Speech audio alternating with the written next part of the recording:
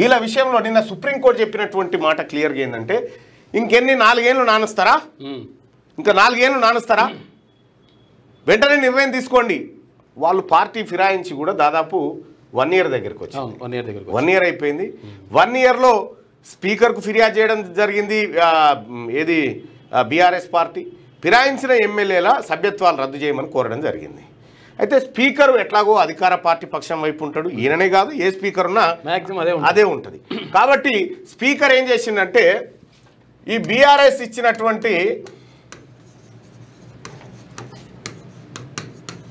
ఫిర్యాదును స్వీకరించి ఆ కాయిదాలను తన దగ్గర పెట్టుకున్నాడు. దీన్ని ఎస్ అంటలేడు, నో అంటలేడు.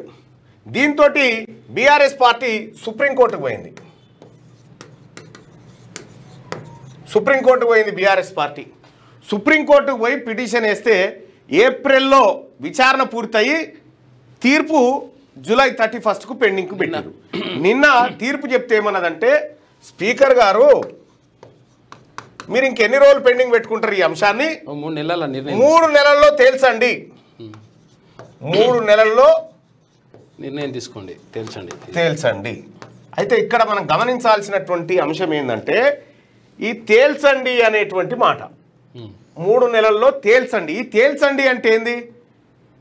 ఇగో ఇక్కడ అస్సలు లాజిక్ పాయింట్ ఉంది. తేల్చండి అంటే ఏంటంటే వాళ్ళు పార్టీ ఫిరాయించిరా లేదా, మీ నిర్ణయం ఏందో చెప్పండి, మీ నిర్ణయం ఏందో చెప్పండి.